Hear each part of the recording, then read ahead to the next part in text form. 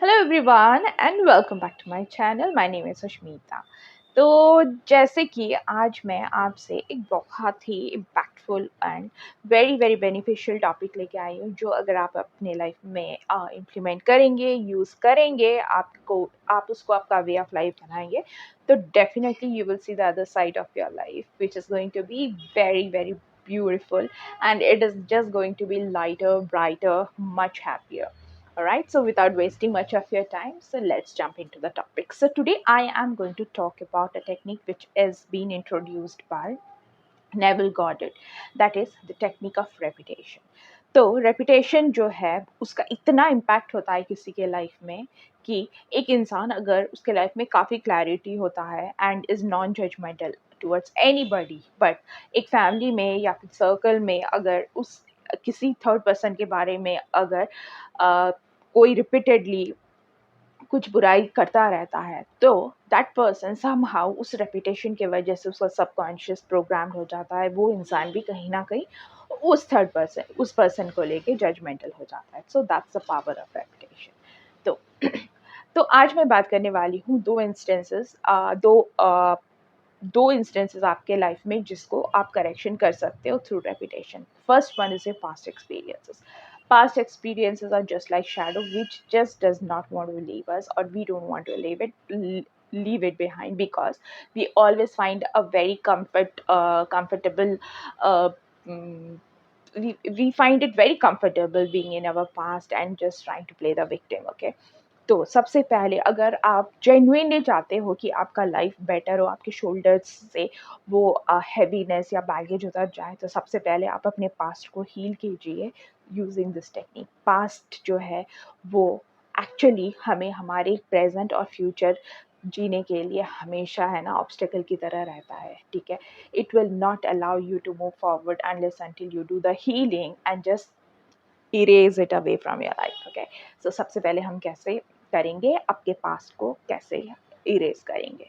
तो जो पास्ट है हमारा वो क्या है, it is just a thought. Okay, it just does not exist in our life, but उस थॉट को हमें सबसे पहले निकालना होगा। तो हम through repetitive programming of our subconscious mind, हम जो चीज़ एक्चुअली पास्ट में हुआ है उस चीज़ को हम इरेज करके एक नया थॉट हमारे सबकॉन्शियस में फीड करेंगे, and that is the only way you will be able to disconnect yourself from that past experience. तो सबसे पहले आपके घर में एक ऐसा जगह ढूंढिए where you find peace. Okay, वहाँ जाके पीसफुली आप बैठ जाइए, because if your mind is hyperactive you will not be able to program, या फिर आप आपके थॉट्स पे कॉन्सेंट्रेट नहीं कर पाओगे, या फिर you will not be able to get connected to your subconscious mind.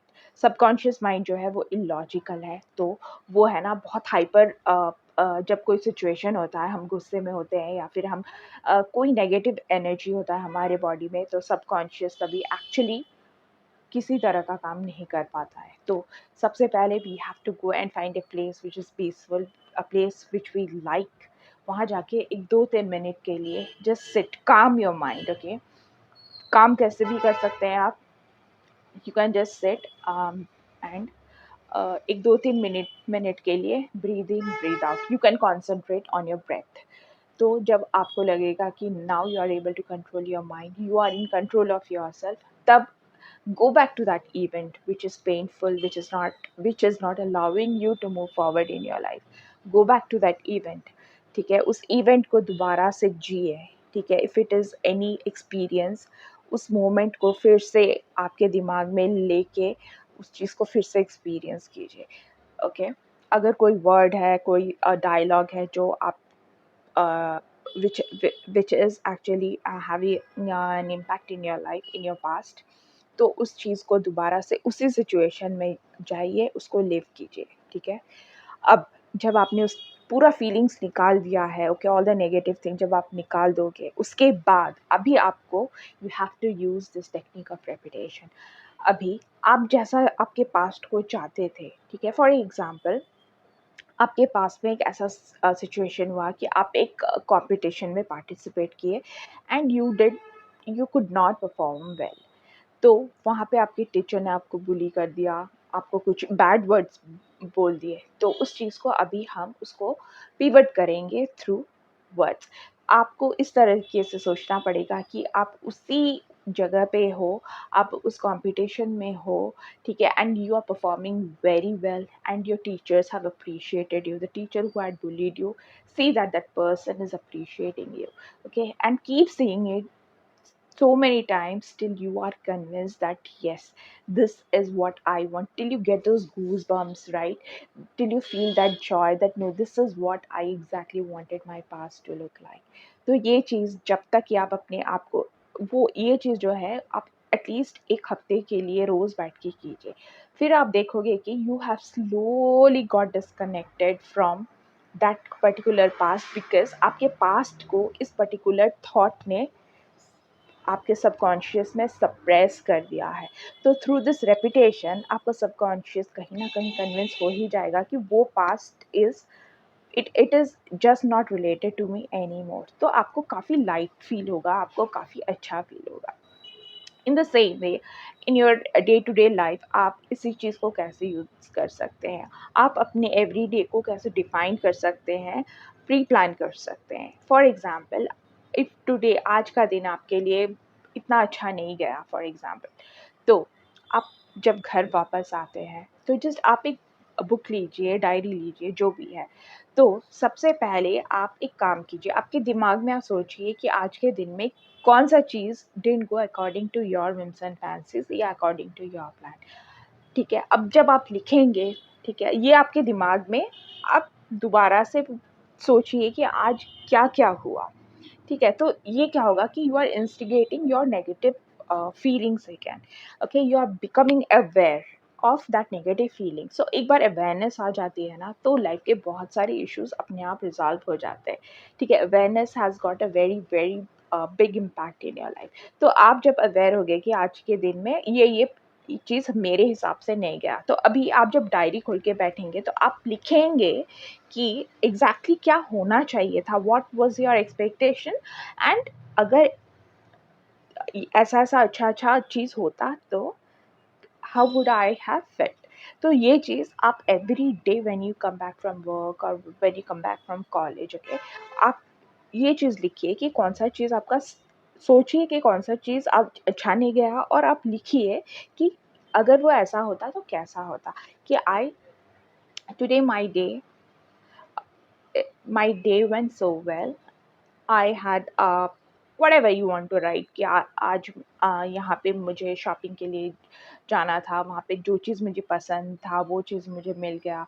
whatever you want to write, your everyday plan जो होता है वो आप इस तरीके से पीवट करते हैं।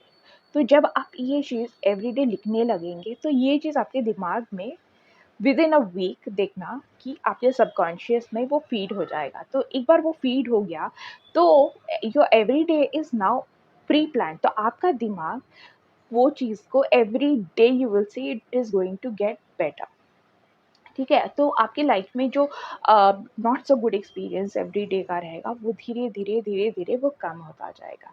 तो आप इसको बिल्कुल ट्राई कीजिए, because your subconscious is your reality, okay. वो एग्जैक्टली आपको वही रियलिटी दिखाएगा जैसे कि आप चाहते हो।